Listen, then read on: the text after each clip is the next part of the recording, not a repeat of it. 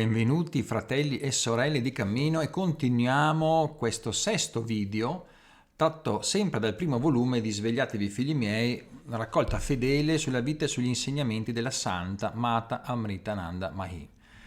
Ricordo sempre che siete arrivati a questo video, vi consiglio di ripartire dal primo per seguire la logica di tutta la collana e seguire anche con noi la meditazione settimanale guidata che ci porta passo per passo verso un cammino di ricerca e di comprensione delle realtà più profonde. Tutto questo per un umile omaggio alla bellezza, purezza e grandezza della Santa Mata Amritananda Mahi. E incominciamo con questa nuova capitolo intitolato Quando saremo liberi. Cerchiamo quindi di vedere questo grandissimo concetto della libertà che è sempre odierna e diciamo attuale, libertà da tutte le realtà sia esterne, ma ovviamente qua parliamo delle realtà interne. Arriva un devoto e chiede ad Amma: Amma, quando saremo liberati? E Amma risponde: figlio mio, deponete il fardello che portate nella testa. Allora sarete liberi. Non basta girarlo, bisogna rimetterlo nelle mani di Dio. Poi continuate gioiosamente a fare ciò che vi dà da fare. Aggiungiamo già subito anche un altro punto importante, sempre in questo pagine diciamo di questo capitolo, per seguire una sua logica. E a un certo punto Amma dice anche: ognuno si pavoneggia e tenta di esibire il suo valore.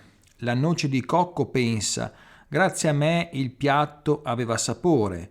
Il cuoco dirà: è grazie alla mia abilità che era buono. Il fuoco potrebbe dire: è grazie a me che era delizioso. Ma tutto è dovuto alla grazia di Dio.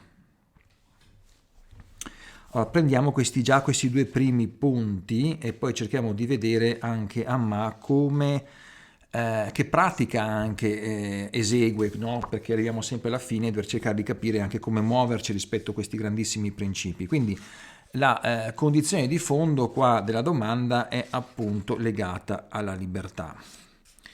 La libertà si intende ovviamente nel linguaggio indiano, la libertà da tutti i vincoli. Abbiamo visto già il tema del karma, diverse cose anche nelle puntate precedenti. Qua si intende la libertà interiore, essere in pace con tutte le condizioni che ci possono arrivare. Ora, noi siamo presi di responsabilità tutti i giorni e siamo chiamati a essere presenti nelle varie responsabilità. Quindi il tema libertà spesso si pone in modo ambiguo, cioè noi viviamo il tema libertà come una forma di libertinaggio, cioè il fatto che ci possiamo permettere qualsiasi cosa. Quindi iniziamo subito a chiarire questo punto, cioè per noi libertà vuol dire fare quello che vogliamo. Tu sei libero di fare quello che vuoi rispetto a qualcosa che ti impedisce di fare quello che vuoi. Questo è il primo concetto che tutti viviamo. Quindi la libertà a qualcosa è lo svincolarsi da tutta una serie di fardelli.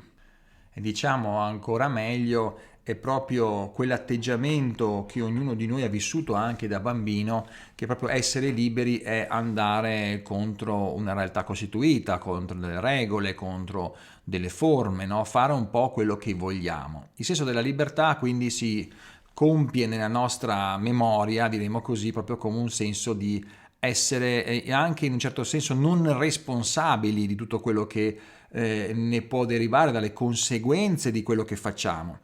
Notate quindi che c'è una prima realtà che bisogna chiarire in profondità, nel senso che se noi andiamo a vedere tutte le nostre azioni della vita ci rendiamo conto che ogni nostra azione causa appunto diversi effetti. Questa è la legge del karma che abbiamo visto la volta scorsa.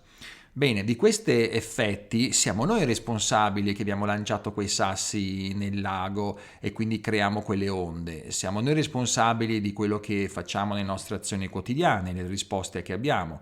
Siamo noi responsabili dei pensieri che abbiamo e di quello che si crea attraverso questi pensieri. Se vogliamo andare ancora più a fondo, è tutto una realtà di responsabilità. Diciamo che la cosa strana, paradossale, è che nel momento in cui una persona cammina all'interno di questa via spirituale, più in un certo senso comprende che la vera libertà è aumentare la responsabilità. Intendendo con responsabilità quella visione d'insieme, visione chiara, che ti fa rendere conto che ogni cosa che ti è successa nella vita è successa in relazione a come tu ti sei conformato a questa, quindi come tu hai reagito, come tu hai pensato prima, come tu ti sei preso o no meno le responsabilità di ogni cosa di come arrivava. Lascia perdere che cosa arrivava, stai focalizzato sul fatto che tu hai reagito in un certo modo, questo è un punto complesso da capire. Non è tanto che cosa ti arriva, ma cosa tu ne fai di quello che ti arriva. Ecco, lì ci sta l'atto di responsabilità di come in qualche modo tu giochi a quella scacchiera e parliamo ancora della lezione precedente, diciamo così, del capitolo precedente su questo tema. La vita è un po' una scacchiera, noi come giochiamo, come muoviamo le pedine, come reagiamo a queste, no? Il tema del karma e in fondo ancora riprendiamo questo punto della nostra reazione o iperreazione, su quello abbiamo la libertà di scegliere in qualche modo, e che entra il discorso della discriminazione ancora una volta. Quindi prendersi la responsabilità è un atto di libertà, cioè in un certo senso più diventiamo responsabili di come noi agiamo, più in qualche modo ci liberiamo. È un po' un paradosso, ma la responsabilità, se noi lo traduciamo, è l'abilità di rispondere. In qualche modo è rispondere a che cosa? Intende questo all'essere collegati a qualcosa. Cioè, essere responsabili vuol dire in qualche modo essere responsabile della vita stessa che è dentro di te. Vediamo di analizzare un concetto che ci capita un po' a tutti noi, no? Se per caso ti arrabbi con qualcosa, con qualcuno, sei frustrato, ti viene appunto tutta una serie di effetti, potremmo dire emotivi, se tu ti chiedi profondamente con chi devi prendertela, il primo passaggio è che te la prendi con qualcosa di esterno, qualcuno che ha fatto qualcosa di sbagliato, che non doveva fare così. Sì, se vai a fondo di questa cosa, però devi chiederti come mai ci sei entrato tu in quella situazione, come mai hai cooperato a questa realtà co-creata, diciamo. Quindi se vai a fondo già cominci subito a capire che l'agente esterno è stato permesso da un agente interno, quindi in sintesi ancora una volta hai una responsabilità in questa situazione in cui ti stai arrabbiando. Quindi la questione poi di fondo ci torna nel fatto che se te la prendi poi con qualcuno e ti arrabbi e crei frustrazione a quell'altro o entri anche nella violenza con l'altro da te, questo crea karma, cioè crea quella condizione di causa-effetti, di tensioni che richiedono, diciamo così, un modo di essere poi trasformato ancora. Quindi abbiamo visto che non è una buona azione quella di prendersela con qualcuno, perché questo creerà ancora una volta un insieme di sofferenze, in quanto comunque è un'azione non consapevole che spinge a nuovi desideri compulsivi comunque, perché uno pretende una cosa, poi una reazione, quindi questo poi fa effetto sull'altro e quindi l'azione di rispondere a qualcuno crea karma. Ma la cosa, diciamo, preoccupante è che se anche te la prendi con te, anche questo non va bene. Intanto te la prendi con te, te chi? Cioè, è come se te la prendi con qualcuno e tu sei qualcun altro. Diremo quasi che è quasi un campo di schizofrenia prendersela con te stesso. Come se c'è qualcuno da esterno che ti giudica o qualcuno d'esterno che diciamo si separa da te, in quanto tu sei in ultima sintesi un individuo indivisibile, cioè sei un'unità. Abbiamo visto più volte questo tema di essere un qualcosa di unico, quindi se sei unico non te la puoi prendere con te stesso, in quanto vuol dire che in qualche modo ti separi da te. Quindi la questione di fondo è che non c'è da prendersela con nessuno in verità, né con la situazione esterna né con la situazione interna. E allora che cosa fare, no, di fronte a una situazione che ci fa arrabbiare? Bisogna essere responsabili, cioè abili nel rispondere. Quindi fissare quindi l'accaduto. Rispondere vuol dire essere responsivi, cioè in qualche modo essere nell'empatia in un certo senso della realtà, comprendere la realtà, mettetela così. Quindi fissare l'accaduto, in qualche modo anche essere consapevoli appunto di quello che è successo, vederne la realtà e poi lasciare andare la concatenazione di ulteriori desideri e reazioni. Qua torniamo al tema del distacco. Quindi in fondo, qua sta parlando di un tema profondissimo che è l'allineamento interiore, che contempla il fatto di essere coinvolti nella realtà.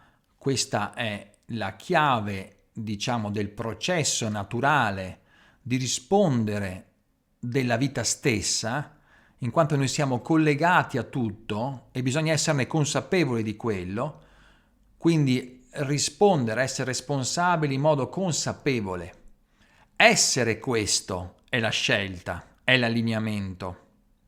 Il non esserlo è un altro tipo di scelta che però crea tutta una serie di cause, effetti, co-creazioni chiamate karma. L'argomento è complesso, come sempre stiamo andando in argomenti complessi, ma bisogna andare anche a entrare dentro questi temi, cercare di sentirli. Quindi qua di fondo, primo passaggio ancora del tema di libertà, paradossalmente, è quella di prendersi la massima responsabilità, è quella di comprendere fino in fondo cosa succede nella realtà, senza colpevolizzare l'esterno, ma neanche l'interno. Essere presenti a questo come uno spettatore, in un certo senso, che guarda la questione per quella che è, imparando ovviamente le lezioni continue di quelle che arrivano, ma senza metterci in più tutto quel peso, no, che è denigrante per l'esterno, denigrante per l'interno, che crea successive reazioni, ma rimanere distaccati. Cioè, ma il distacco non è qualcosa che è mentale, è un processo di visione chiara, di comprensione, soprattutto, sottolineiamo, di responsabilità. Se tu sei responsabile della tua rabbia e vedi la sensazione che ti sta nascendo dentro di questo e quindi ne percepisci gli effetti, piano piano devi chiederti come mai mi sta salendo e verso che cosa è diretta. Allora la rabbia inizialmente ti renderai conto che è diretta alla persona esterna, che però ha mille motivi e cause per cui fa questa azione. Quindi la tua rabbia, che è una rabbia distruttiva di reazione, inizia a spegnersi. Poi va verso di te che dice ok, ma io ho permesso questo. Anche questa è una rabbia che va verso un'azione di nichilismo, di frustrazione, di sottovalutazione. Anche questa in prima istanza la osservi, ma in seconda istanza dici ok, questa cosa io l'ho permessa, ma avevo tutta una serie di concause, di storia mia personale, per cui ho una reazione di questo tipo. La lucidità della consapevolezza dei vari partner di questa scenografia permette lentamente di distaccarsi dall'aspetto reattivo, ma va in una visione oggettiva, cioè di dire ok, questi sono i giochi in parte, questa è la scacchiera, questa è la situazione e mi rendo responsabile di tutto quello che si è creato esternamente e quello che si è creato internamente. Mi rendo responsabile di questo. Mi rendo conto che sono io che ho agevolato anche il ladro a entrare in casa mia. Senti cosa ti sto dicendo. Cioè che la mia ipercontrollo, il mio attaccamento ai soldi, il mio attaccamento alla casa, il mio chiudermi tutte le sere con il lucchetto, il mio controllare il conto in banca, tutta questa energia, la macchina chiusa, oddio le finestre, la porta l'è chiusa, e c'è tutto questo lavoro continuo di energia, di chiusura, di preoccupazione, porta lentamente a una situazione di diversificazione tra me e gli altri e la paura di essere derubati e quindi il giudizio di fondo e quindi una tensione verso l'esterno. Una tensione che porterà poi a qualcuno a vedere te come una persona ricca, una persona che sta bene, una persona che si protegge, una persona che non vuole essere derubato e quindi questo porta a una diversificazione energetica fino al punto in cui c'è qualcuno che attacca perché qualcuno si è difeso a monte. Capisci che le azioni e reazioni sono tutte indotte da un processo interno che ha una base energetica, non intellettiva. Quindi di fondo la responsabilità di dire ma mi è entrato un ladro in casa, ma com'è che ho permesso questo? Com'è che ho permesso questo? Guarda bene il punto, a livello energetico, in che cosa mi sono attaccato, che fase della mia vita sono, che situazioni devo guardare di me, perché c'è stata questa situazione di invasione e questo potremmo allargare tutto questo e vedere le guerre, le realtà anche profonde, laceranti di popoli che permettono tutto questo. C'è sempre tutto, diremo, un karma di popolo che va avanti nei secoli dei secoli e continua con azioni e reazioni e continuerà perché tutto il dolore di un popolo che subisce prima o poi viene fuori in altre forme e non c'è fine a questo purtroppo, a meno che, qua Amma ci dice, non c'è innanzitutto un atto di responsabilità profonda che dobbiamo avere e quindi essere profondamente responsivi, responsabili a tutto quello che accade come un'appartenenza, perché il lavoro di guarigione è quello di sentirti parte di un popolo, parte di un'umanità, parte della natura. Questo parte della natura ti porta a essere sempre più responsabile di tutto, quindi di sentire anche tutto. E ovviamente se senti tutto, in qualche modo agirai sempre più conformi a degli equilibri, a dei principi di equilibrio, di bellezza, di armonia. È per forza la conseguenza a un moto, diremo, di responsabilità. Ma arrivati a questo punto, che è già un punto importantissimo che la maggior parte di noi neanche ci arriva a pensarlo, che la vita può essere una risposta a te sempre, quindi la chiave non è andare verso l'esterno, ma verso l'interno nel comprendere come tu, come calamita, hai attratto tutto questo. C'è un altro punto ancora che dice appunto a Mai, riprendiamo, dice deponete il fardello che portate sulla testa, allora sarete liberi. Non basta girarlo, bisogna rimetterlo nelle mani di Dio. Poi dice per continuare gioiosamente a fare ciò che vi dà da fare. Quindi a questo punto, cioè arrivati a uscire da questo campo di egocentrata realtà che la sottolinea con la noce di cocco, che pensa grazie a me il piatto aveva sapore, abbiamo visto prima, no? E tutti dicono di qualsiasi cosa, tutti sono pronti a dire che la situazione arriva perché c'è un qualcuno che l'ha fatto, un riconoscimento di qualcuno, no? Quell'altra storia che dice appunto grazie al fuoco che mi ha permesso a fare quello e tutti vogliono essere dentro. Quindi innanzitutto e lei dice appunto ma tutto è dovuto alla grazia di Dio, cioè il fatto finale per cui tu c'è un piatto che arriva non è grazie a tutti i lavori singoli di cui uno deve prendersi il massimo credito, ma se guardiamo in fondo è la vita stessa che sta producendo questo, ma che nessuno vuole vederla. La vita stessa che permette tutto questo, quindi se la vita stessa permette tutto questo e ognuno ha delle parti molto relative nel contributo di questo, c'è da iniziare a guardare che tutte le nostre azioni sono, diciamo, spinte da una grazia profonda, da una realtà in qualche modo che soggiace alle file delle cose. Quello che possiamo fare noi è essere responsabili di tutto quello che succede e cercare di aumentare più la nostra responsabilità fino a un moto illimitato, perché possiamo anche riuscire a fare questo nella visione d'insieme di ogni cosa. Questo non vuol dire che tu poi agirai in modo illimitato perché sei dentro a un corpo limitato, però la tua responsabilità potrebbe arrivare anche a essere illimitata nel sentire, quindi la cooperazione, e quindi sentirai anche la grazia che c'è sotto ogni cosa. Ma arrivato a questo punto c'è un punto chiave che è l'affidamento, cioè fai il meglio che puoi, lavora come meglio riesci, ma poi in fondo a tutto questo rimettilo nelle mani di Dio.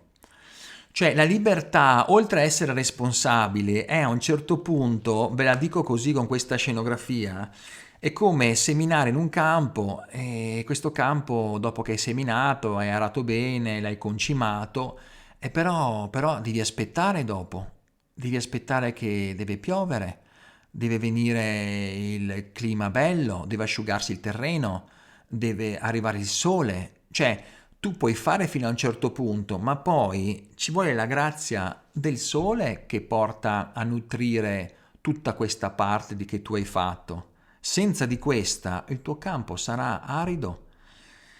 Quindi c'è una comprensione in più da fare a un certo punto, che tutta la tua azione è nelle mani di qualcosa che è più grande di te. Se questa cosa incominci a percepirla, perché diventi sempre più responsabile di tutto e quindi non deleghi più il senso della frustrazione e delle tue poche libertà a concetti esterni, ma a concetti interni, a reazioni interne, primo passo, ricordati questo.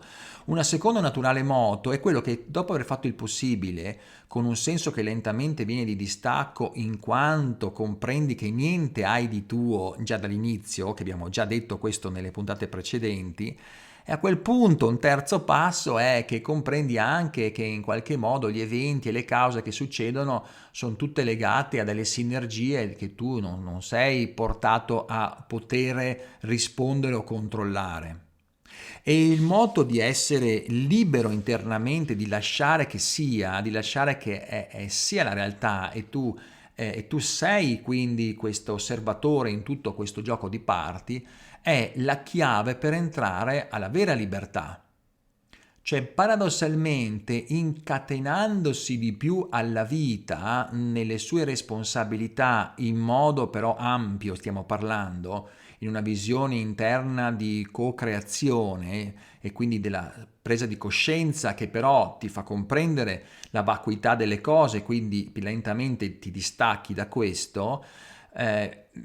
Questo cammino, il paradosso diciamo di questo è che lentamente delegando questo anche a un piano più alto e quindi portando da te a non essere più il primo attore come Noce di Cocco e il resto che ti porta a essere un qualcuno, ma capire che fai semplicemente la tua parte, farlo con tutta la cura, con tutto l'amore, con tutta la gioia, in questo parte è lì che in questo incatenarsi nelle responsabilità, nel tuo ruolo, in modo però distaccato, con la massima cura, lentamente nasce la profonda libertà.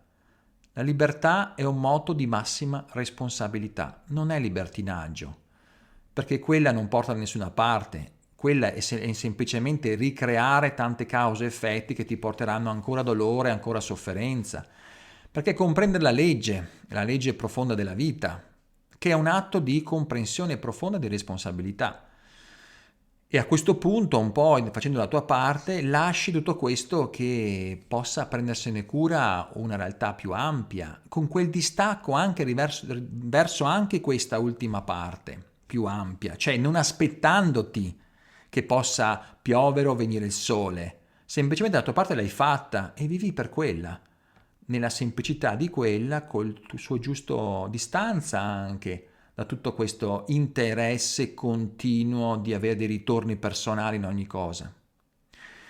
La libertà è questo aspetto che è un atto difficilissimo per la maggior parte degli esseri umani, quello di lasciare che sia, lasciare che questa cosa non sia di proprio controllo.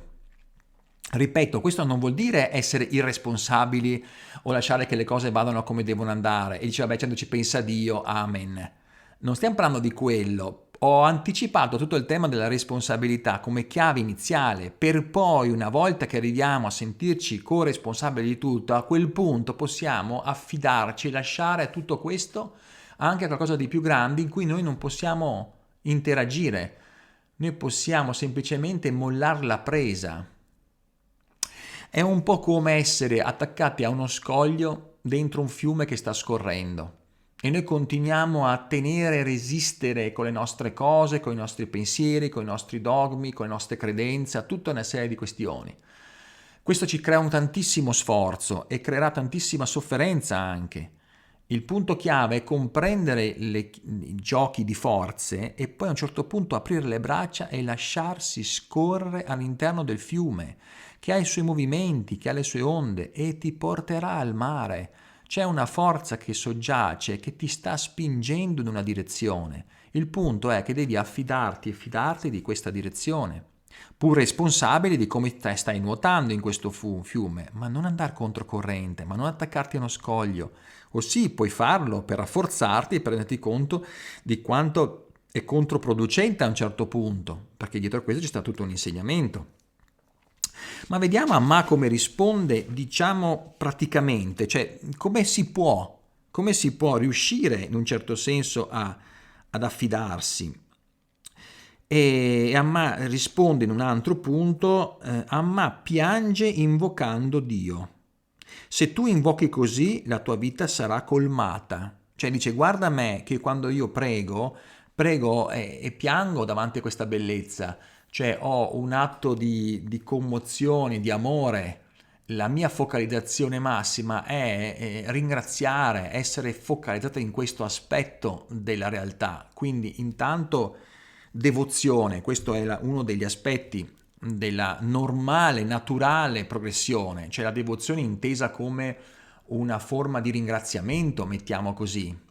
Quindi se tu incominci a ringraziare quello che mangi, ringraziare che hai ancora un letto, ringraziare che hai una casa, che hai ancora una moglie o dei figli o una madre o un padre, renderti conto di tutto questo e ringraziare di tutta questa vita che scorre in te, che ti sta permettendo con un corpo di vivere tutto questo, questa è una forma di illuminazione e ti rendi conto di quante cose già c'hai di bellezza, per cui è naturale poi di questo stato anche prendere la responsabilità di queste bellissime realtà che è intorno a te ed è naturale anche che lasci anche tutto questo tuo lavoro affidamento a qualcosa di più grande che già ti sta donando tutto questo. È naturale anche che non ti aspetti niente da tutto questo perché già hai troppo.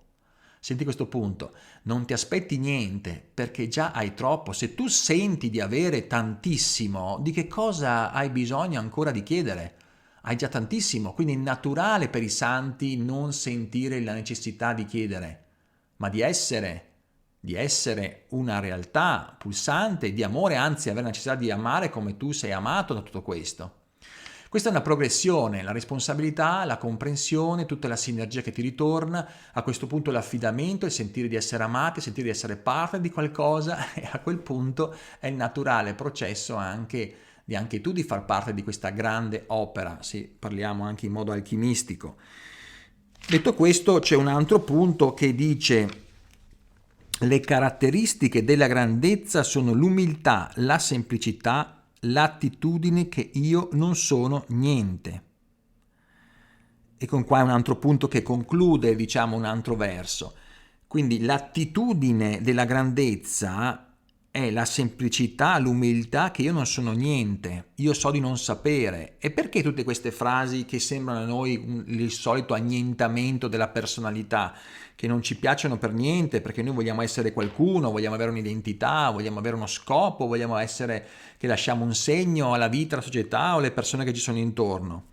Perché questo in una frase unica viene chiamata ego e non è che sia sbagliato, ripeto, come non è che sia sbagliato il karma, ma è sbagliato il modo in cui viviamo questo. Cioè, tutti questi maestri ci stanno dicendo che la via è una via di scioglimento, di disgregazione, o mettiamo ancora meglio di ampliamento, possiamo dire, che in qualche modo è un modo per dire più ampli la questione, più ti dissolvi. È una dissolvenza alla fine, è un'immersione di far parte. Quindi ora torniamo alla domanda iniziale e facciamo la conclusione. Quando è, chiede questo discepolo appunto, quando è che io riuscirò a essere libero? No? Quindi la libertà quando arriverà? Come si arriva a essere liberi?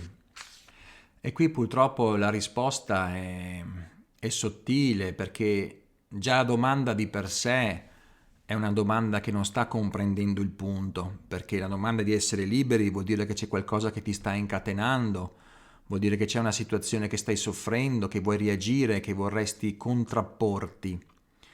Ma la realtà più profonda è che non devi contrapporti proprio a niente.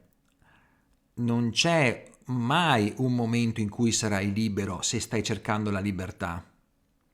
Perché non è qualcosa di esterno, non è da togliere qualcosa o qualcuno, ma è un atto interno di unità, di inglobare, di comprendere, di fare parte, di sentirsi pienamente responsabili, di sentirsi nell'accettazione che tutto questo è un dono, ti è dato e in questo vivi nell'essenza dell'esistere, grazie a tutta questa commozione che puoi sentire di questa bellezza e proprio perché ce l'hai non ti chiede neanche se sarai libero, perché tu sei qui e ora nell'esistenza di libertà.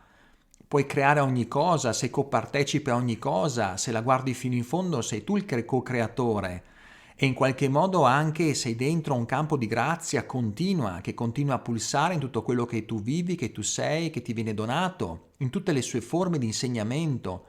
Questa visione così alta, a quel punto non si chiederà più la domanda quando sarai libero o se sarai libero o come si fa a uscire dalle catene. Perché in quell'incatenarsi a un certo punto comprenderai che le catene non sono mai esistite, non c'è qualcosa che ti obbliga, c'è solo un pensiero separato che pensa di essere obbligato, costretto. Quindi è una risposta complessa perché non c'è risposta a questa domanda a livello temporale, c'è una condizione dell'esistere internamente e quindi l'atto di abbandonare tutto a Dio è un processo di educazione allo spirito, all'anima, per cercare lentamente proprio di togliersi questo senso egoico di poter essere tu che agisci continuamente, in quanto continui a co-creare in questo modo. Se tu invece ti senti parte, entri parte, lentamente ti libererai sempre di più di questa creazione dualistica terrestre gravitazionale che continua a spingere e permetterai all'esistere piano piano di entrare in te e quindi sentirai più la libertà di esistere nell'esistenza che ti sta dando continuamente l'amore e i doni e la bellezza in ogni momento. Quindi, come sempre, dietro una domanda ci stanno tantissime sfumature, tantissimi strati complessi. È un punto che sta continuando un tema, come vediamo il tema del karma, no? Il tema della responsabilità, ma bisogna andare avanti a comprendere sempre più l'essenza anche della realtà. Quindi, fratelli e sorelle, cosa possiamo tradurne da questa lezione di oggi? Che la lezione di oggi importantissima, che è in qualche modo nella visione cristiana è sia fatta la tua volontà, no? Ci viene da dire. Come potremo tradurre tutto questo in un aspetto pratico? L'esercizio potrebbe essere quello di vedere ogni giorno in questa settimana quanto è il tuo coinvolgimento con la responsabilità di tutto quello che ti succede. L'aria che respiri, l'acqua che bevi, quando cammini, in ogni momento sentire che sei parte di qualcosa, che qualcosa entra in te, è parte di te, gli eventi, le situazioni.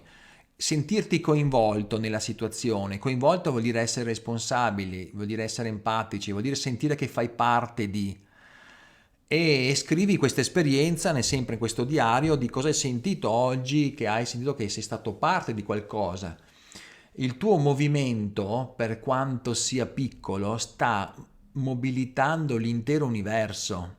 Questa è una verità. Il tuo pensiero, il tuo muoverti sta scatenando una serie di eventi, di cause che sono collegate all'intero universo, quindi sei responsabile di tantissime co-creazioni e coazioni che si creano.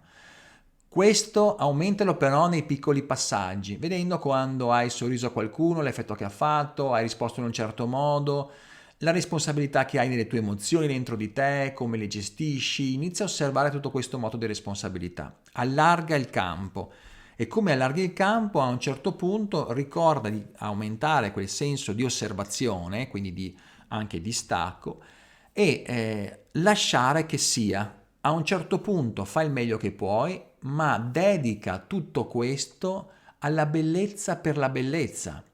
Non so come dire, invece di amare una persona, te la dico così, cerca di amare l'amore, di farlo per l'amore in sé, per la bellezza in sé.